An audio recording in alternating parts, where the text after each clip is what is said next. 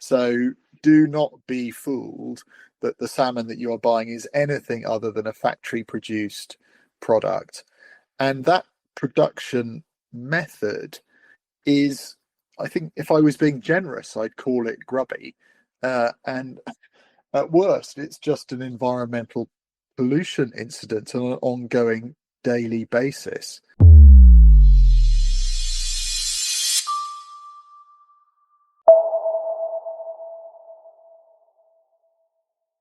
Hello and welcome to the Ocean News Podcast, an audio series in which we take a deeper dive into the most important stories and the biggest headlines from the oceanographic newsroom. I'm Rob Hutchins, community editor here at Oceanographic, and in this episode we explore the story of the diseased fish that has prompted the British supermarket giant Tesco's to place a temporary pause on a supply of Scottish salmon.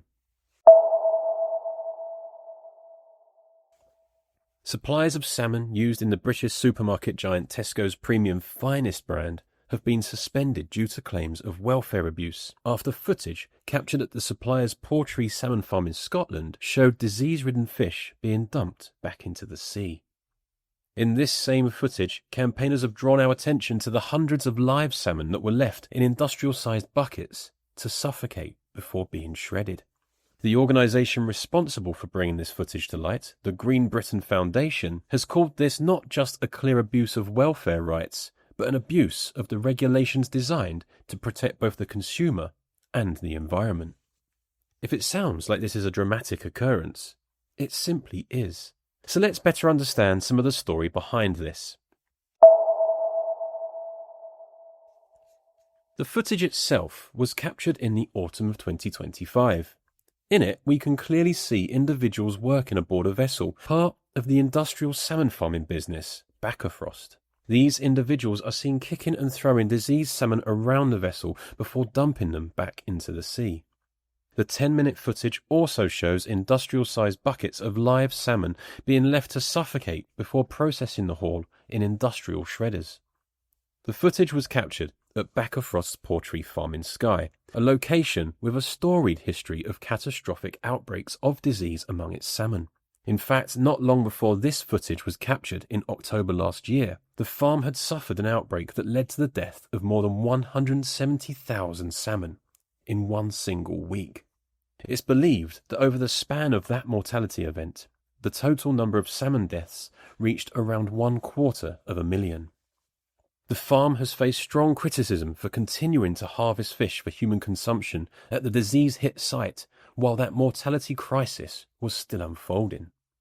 In fact, those fish have since been seen on sale in Tesco as part of the supermarket's finest salmon range.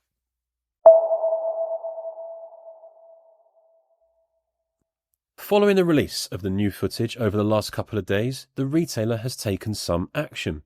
Tesco has since temporarily halted its supply of salmon from Bakkafrost's Portree farm while it launches its own investigation into the claims of welfare abuse. A spokesperson for Tesco has said that it takes animal welfare extremely seriously, adding that the company expects all of its suppliers to adhere to its high welfare standards. Any failure to meet those, it says, is unacceptable, and swift action will be taken where necessary. But Tesco isn't the only supermarket brand to be working with the supplier.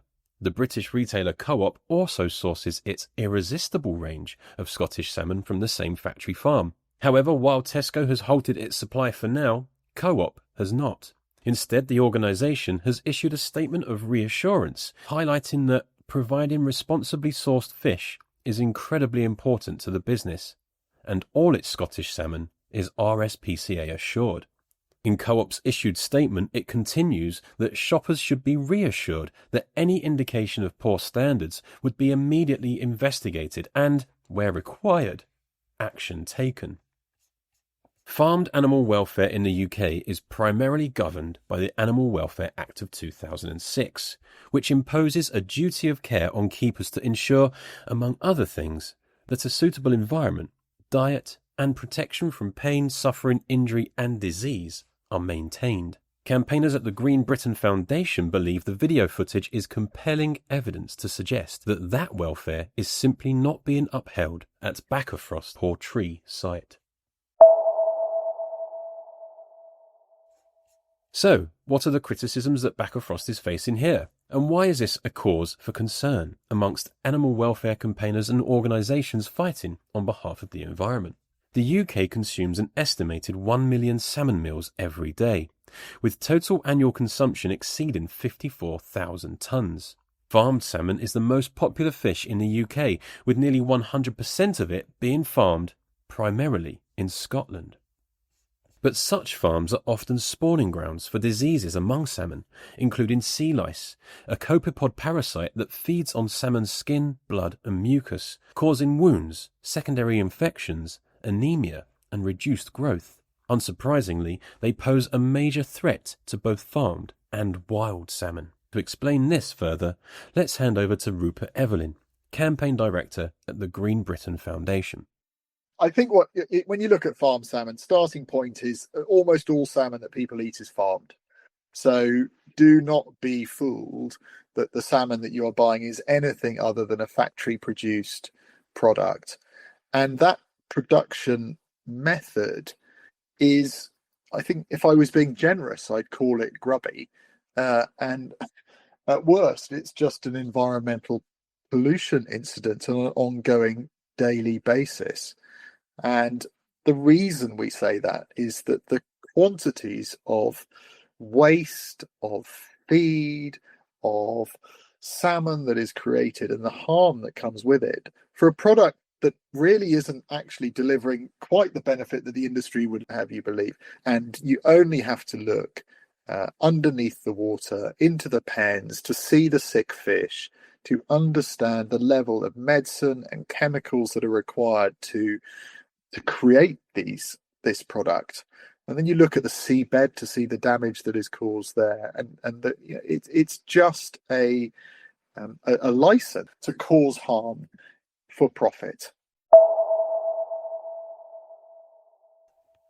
While the Green Britain Foundation's stance is that the Portree site is a crime scene, the company itself has maintained that this is an isolated incident that took place at a Portree site last autumn. It says its team has since openly cooperated fully with the RSPCA throughout their review, a review that concluded they were satisfied with the actions taken by Bakkafrost. Those at the Green Britain Foundation, however, remain resolute in their campaign and have called on all stakeholders to treat this Portree footage as something of a test case for enforcement, one to investigate fully and prosecute where offences might be found. The Foundation's Rupert Evelyn continues.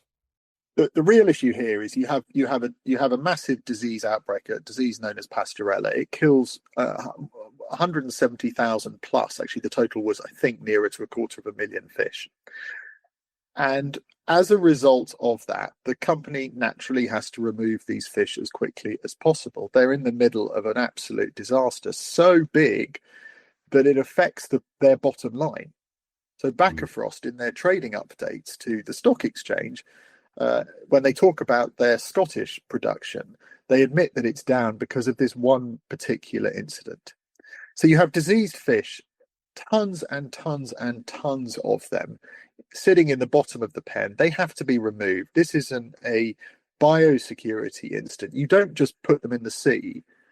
You have to remove them safely and dispose of them in a responsible manner. But what our footage caught, and this is a very, very small amount of time in which we can have a drone in the air to keep an eye on what's going on in this place. It takes weeks for them to clear up this mess. So that small amount of time that our drone is in the air, we catch them to placing a couple of fish, not disposing of them responsibly as they should, but just throwing them into the sea. So they're throwing sick, diseased fish into the sea. Now, right next door to that, where these fish are being harvested or being disposed of, I suppose is a more accurate term, right next to that, at the same time, you've got a harvest going on of fish from Tesco's and Co-op. But they're Tesco's Finest and Co-op Irresistible ranges, which are the best of the best. So I think it's just fair to say, if you're a Tesco customer and you're buying your finest Tesco Finest salmon, which obviously we would advise you not to do, but if you are, just know that they've probably been, at this time or at that time, they were being right next to some very, very sick fish, tens and tens of thousands of them.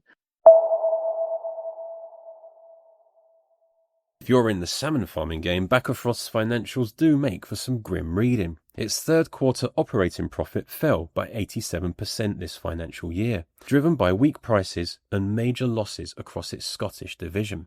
At Portree alone, the company reported mortality of 40% at one site and 28% at a second, linked to the gill disease Pasteurella. Meanwhile, as public awareness over the damaging impact salmon farming has on the environment grows, many believe this is an industry for which its days could just be numbered. So the reality is that this is a very profitable, very powerful industry that will go to any lengths to maintain its position. That said, I think they're on the ropes. I think the salmon industry is being attacked from every corner, in every part of the world, and they are in a defensive mode. They are firefighting because the likes of us and any number of other organizations are repeatedly highlighting the harm and damage that this industry causes. And I think the public are waking up to this. I think, sadly, the politicians in Scotland, not all, but many of them, have not and been willing to date to treat this industry with the robust nature that it ought to. Norway, you see better, tougher sanctions. It's not perfect, but it certainly leans into the fact that any harm caused comes with a cost. Because in Scotland, harm does not come with a cost. You can get away with causing environmental damage on a salmon farm every single week of the year, and you will not be held to account for it. To learn more about this story or other stories on Scottish salmon farming versus wild salmon, subscribe to the Ocean News podcast and head to the Oceanographic newsroom. This has been the Ocean News podcast. I've been Rob Hutchins. Thank you for listening.